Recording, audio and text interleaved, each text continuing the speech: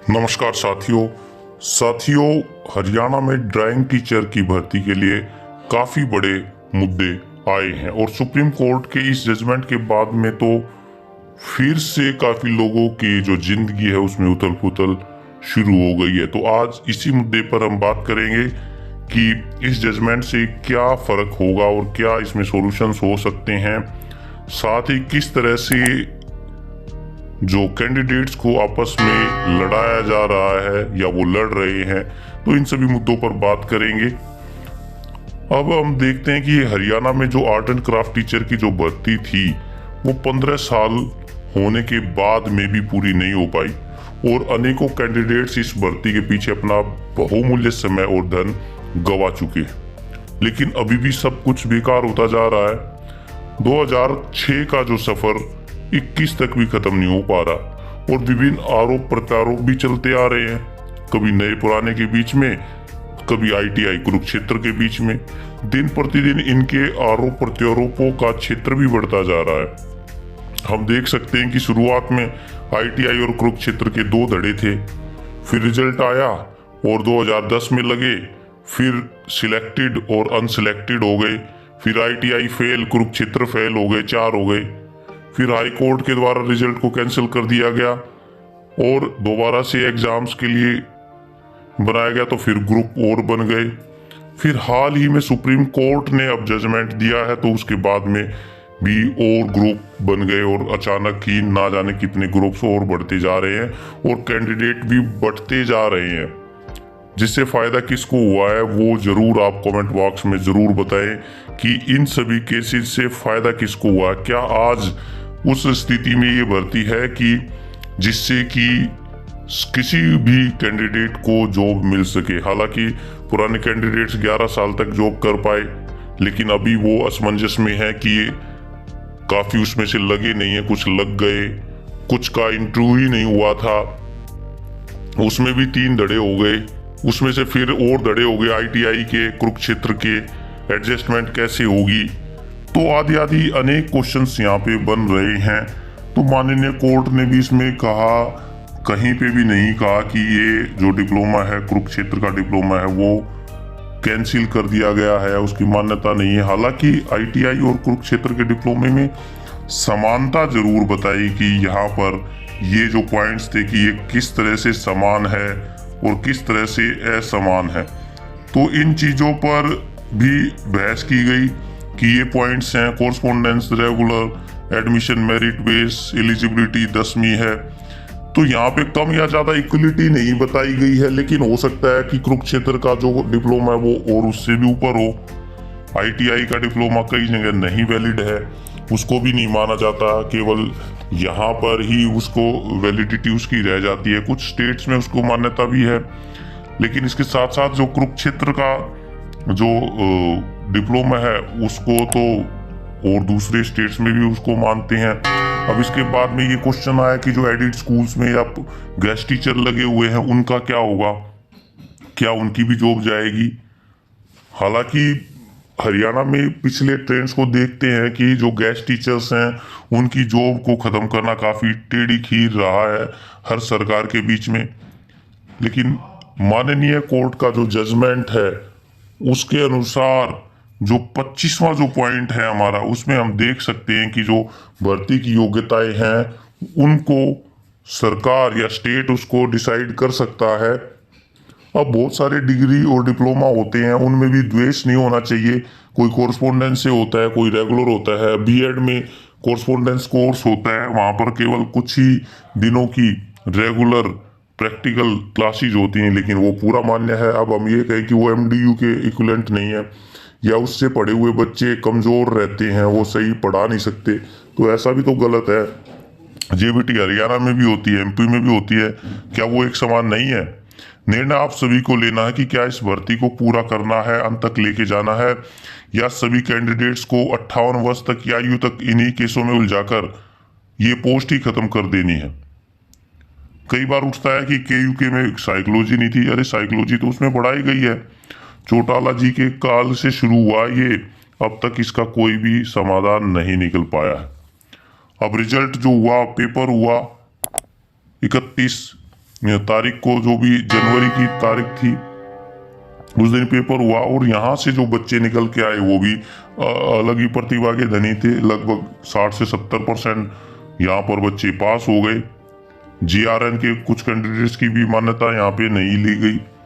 तो केयू की वैसे टॉप प्रायोरिटी है और हमारे जो माननीय मुख्यमंत्री जी हैं खट्टर जी, वो भी इसके कोर्सेज के स्टूडेंट बने हैं। तो क्या इसकी मान्यता को यहाँ पर खारिज किया जा सकता है?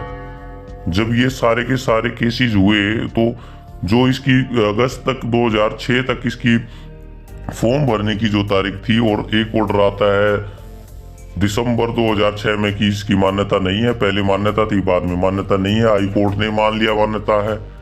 तो ये मान्यता है या नहीं है, ये डिसाइड केवल और केवल स्टेट गवर्नमेंट्स कर सकती हैं और वो करती आई हैं कई बार। जो अब आईटीआई के कैंडिडेट्स बहुत कम है और जो पोस्ट होती हैं वो ज़्यादा, तो वहाँ से कैसे ये पूरा होगा? तो कुरुक्षेत्र का डिप्लोमा भी स्टार्ट हो गया और वहाँ से कैंडिडेट कितने पास हुए हैं? 60-70% पास होना काफ़ी बड़ी बात होती है और वो भी मेरिट के ऊपर आना।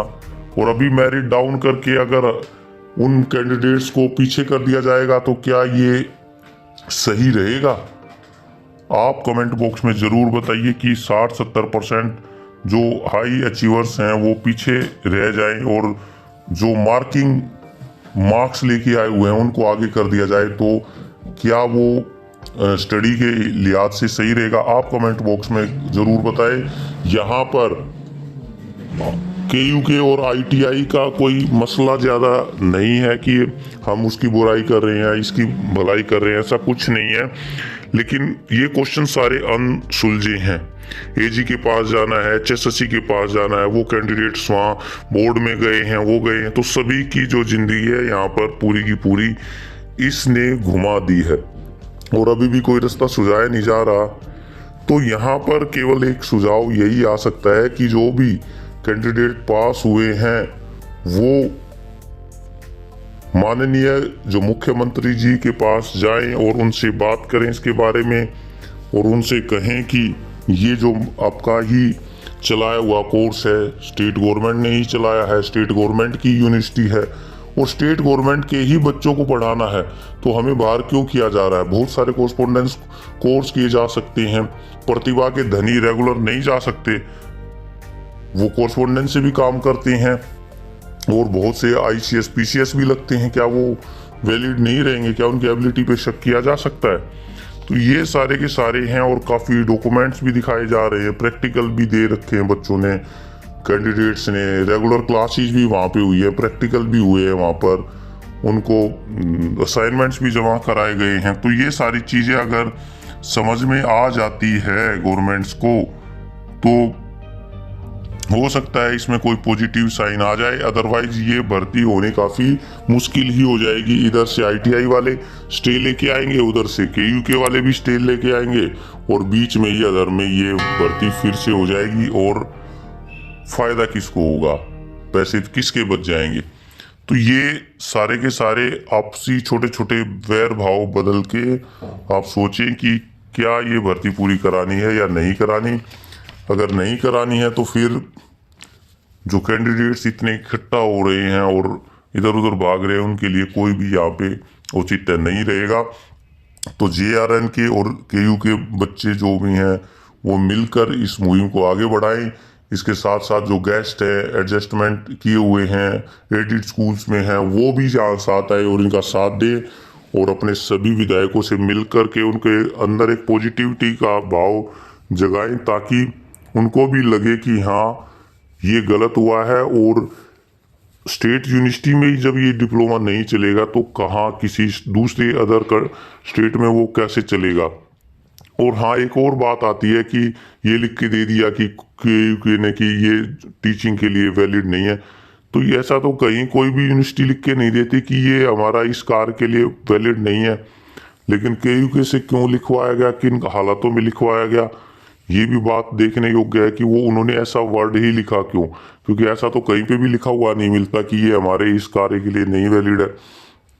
तो ये सारी की सारी चीज़ें हैं, इनको मिल बैठ करके बात करके किया जा सकता है। और इसको पर्सनल ना लें कि उसने हमारी नौकरी छुड़वाई, हम उसको नहीं लगने देंगे, या फिर हमारी एडजस्टमेंट तो होगी ही नहीं, उनको भी नहीं एडजस्ट होने देंगे। सभी की एडजस्टमेंट हो सकती है, अगर डिप्लोमा ही नहीं बचेगा तो कौन एडजस्टमेंट होगी, किसी की एडजस्टमेंट नहीं होगी। और एक्सपीरियंस के बेस पर कोई क्लर्क की जॉब पाने की सोचते हैं, कुछ की क्लर्क की जॉब मिल जाएगी, वो भी काफ़ी मुश्किल है, क्योंकि दूसरे कैंडिडेट्स भी इस पे अड़ंगा लगा सकते हैं। पीटीआई का एडजस्टमेंट अभी तक नहीं हुआ है। और दूसरा, यहाँ पर भर्ती से संबंधित भी केस उठाए जा रहे हैं कि इसमें धांधली हुई। तो ये धांधली वाली बातें तो काफ़ी पीछे रह गई हैं, अब तो मान्यता पे ही अटक गया। तो मान्यता यहाँ पे मेरे ख्याल से तो रद्द हुई नहीं है, उसने कोर्ट के जजमेंट में कहीं नहीं कहा कि मान्यता इसकी रद्द कर दी गई है। हाँ, ये कहा गया कि इक्विवेलेंट नहीं है, इक्विवेलेंट नहीं है तो वो कम है ज़्यादा है, ये भी यहाँ पे पैमाइश नहीं की गई। तो यहाँ पर इस जजमेंट पे कोई संदेह नहीं है। ये कार्य तो केवल स्टेट गवर्नमेंट ही को करना है, उसको ही अपना डिसीजन लेना है कि वो कैसे कैंडिडेट्स को चुनेगी, जो हाई अचीवर्स हैं या जो दूसरे लो अचीवर्स हैं उनको आगे लेके आएंगे। क्योंकि आपको पता है कि 10-12 साल में जो एजुकेशन है वो तो सारी बराबर ही हो जाती है, जो आप सीखते हो वो इम्प्लीमेंट ही नहीं हो पाता, तो वो सारा का सारा बराबर हो जाता है। लेकिन कैंडिडेट्स दोबारा से मेहनत करके अगर वो मेरिट में आते हैं, इसका मतलब उन्होंने उसको अच्छी तरह से याद किया है, और जो रिवीजन उनको करना चाहिए था उसको भी रिवाइज किया, उनको नई ताज़ा बातें उनको याद हैं और वो अप टू डेट है। तो ऐसे कैंडिडेट्स को का साथ छोड़ना भी काफ़ी स्टूडेंट एजुकेशन के पर्पज से बुरा हो सकता है। तो साथियों, आप अपनी राय जरूर दें। यहाँ पर जो केयूके और आईटीआई का कोई ऐसा बड़ा मुद्दा नहीं है इनके बीच में कि लड़ाई हम है या आईटीआई के साथ हैं, केयूके के साथ हैं। क्योंकि यहाँ देखिए तो आईटीआई के बहुत सारे बच्चों के साथ तो वैसे भी नाइंसाफ़ी हुई कि उनके एग्ज़ाम्स लेट हुए और वो इसके लिए एलिजिबल ही नहीं हो पाए। तो आईटीआई के बहुत कम छात्र हैं यहाँ पर, और अगर वो सारे आ भी जाते हैं यहाँ पर, फिर भी काफ़ी वैकेंसीज यहाँ पर वैकेंट रह जाएंगी। और पीटीआई की बात ही यहाँ पर फिर से सरकार को यहाँ पे फायदा हो सकता है, क्योंकि कैंडिडेट्स उनको कम चुनने पड़ेंगे। आगे इससे संबंधित कोई भर्ती तो अभी हो ही नहीं रही है। तो इन चीज़ों का ध्यान रखें और आपसी अपने अपने जो भी ग्रुप्स हैं उन पे डिस्कस करें। पर्टिकुलर किसी व्यक्ति विशेष पर टिप्पणी ना करें, और आपस में मिलजुल कर अगर इसको सुलझा लिया जाए, बात कर ली जाए, तो कम से कम केयूके के सभी छात्र तो मिलके करें, ताकि उनके एडजस्टमेंट में या उनकी परमानेंट जॉब में या प्राइवेट जॉब में कहीं पर ना कहीं उनको ये डिप्लोमा काम कर जाए। तो साथियों, आप इस वीडियो को शेयर कर सकते हैं अगर आपको ये बातें अच्छी लगी हों, और चैनल को सब्सक्राइब कर सकते हैं अगर ऐसी ही बेबाक बातों के लिए आप किसी टॉपिक पे आप बात करना चाहते हो। Thank you.